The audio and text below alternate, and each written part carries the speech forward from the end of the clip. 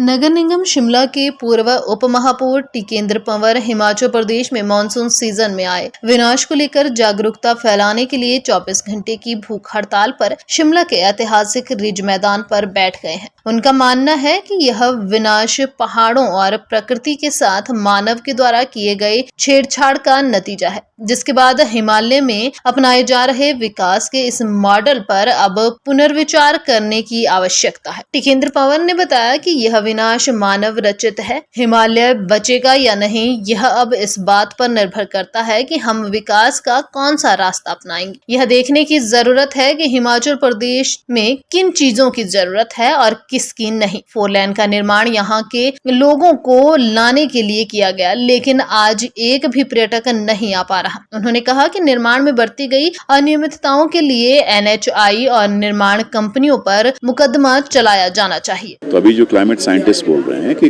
जो climate change है, मतलब जलवायु में परिवर्तन है, वो भी एंथ्रोपोजेनिक है। और एंथ्रोपोजेनिक का मतलब है कि वो इंसान द्वारा घड़ा हुआ है, तो मतलब लोगों के द्वारा ही क्लाइमेट चेंज हुआ है। लेकिन ये बात सही है कि उसके असर से जो क्लाइमेट साइंटिस्ट हैं, जिसमें दुनिया में रिपोर्ट बनती है, इसको हम IPCC बोलते हैं, inter governmental panel on climate change, जो दुनिया के सबसे बेहतरीन साइंटिस्ट मिलकर ये बात करते हैं।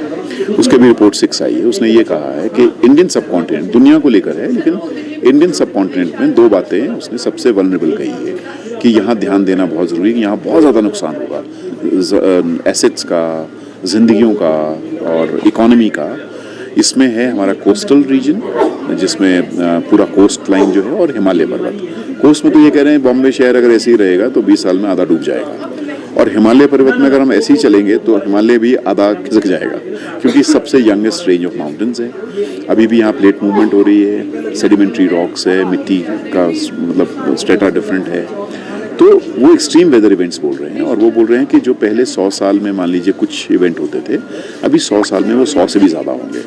तो उसका मतलब ये है कि हमें तैयारी उसके लिए करनी पड़ेगी। तैयारी का मतलब क्या है कि जो पानी बरस रहा है, वो पानी जो है कम समय में ज़्यादा पानी बरसेगा। जैसे पहले मान लीजिए 10 दिन की बारिश थी, तो अभी वो 3 दिन में ही उतना पानी आ जाएगा।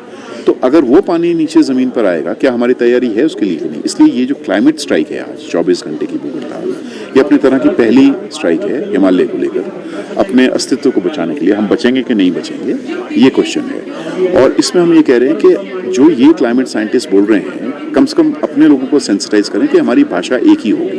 क्लाइमेट की भाषा अलग नहीं हो सकती, विकास की भाषा अलग नहीं हो सकती। और ये जो बोलते थे कि आपको क्लाइमेट चाहिए या विकास चाहिए, हमारे को साफ पता लग गया कि दोनों जुड़े हुए हैं। तो ये जो 4 लेन बनना है, चाहिए भी कि नहीं चाहिए, मान लीजिए दोनों 4 लेन आज ठप पड़े हैं। और कैसे 4 लेन बनेंगे? 90 डिग्री पे काटोगे और 100 मीटर ऊपर काट के जाओगे, तो ये तो तरीका नहीं है रोड बनाना है। तो इसलिए हमने मांग की है कि उस पर आप FIR करो उनके खिलाफ, उनको ये करो। दूसरा ये है कि जो आपका विकास का पूरा मॉडल है, क्या नदी नालों में आप अलाउ करोगे, हाइड्रो पावर करोगे? इस तरह से आप पूरा हाइड्रो पावर के नाम से आज आपका पोंग डैम आप हालत देख लीजिए, या दूसरी जगह पर देख लीजिए, मतलब तबाही का आलम है।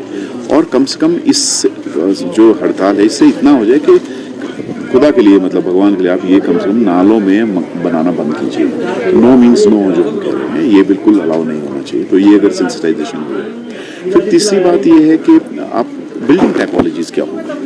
हमारे इंजीनियर्स ने ये सिखाया कि आप RCC ले आओ, और RCC के नाम से सरिया ठोक दो पहाड़ में, और उससे आप अपना मजबूती कर दोगे। हमने देखा सारा सरिया हिलने लग गया, मतलब बड़े मजबूत से मजबूत भी हिल गई है। तो पहाड़ की बिल्डिंग टाइपोलॉजीज पे काम होना चाहिए, और जिसमें लकड़ी का इस्तेमाल हो, लाइट वेट स्ट्रक्चर्स हो, जो कि आप टिक सकें। और चौथी बात इसके माध्यम से ये है कि कमीशन ऑफ इंक्वायरी की हमने बात कही है। ये कमीशन ऑफ इंक्वायरी एक्ट है 1951 का, उसमें एक आयोग बने, क्योंकि वो आयोग जो हम एक डॉक्टर परमार का मॉडल था जो 1970 से 90 तक चला, जिसमें बहुत एक्स्ट्राऑर्डिनरी विकास हुआ, काम हुआ। 90 के बाद से ये हुआ कि बहुत कुछ तेजी से होगा, हर चीज़ को बेचो और उससे आप अपना विकास करो और रैपिड करो, कॉम्पीट करो, गुजरात से करो, इंग्लिश में।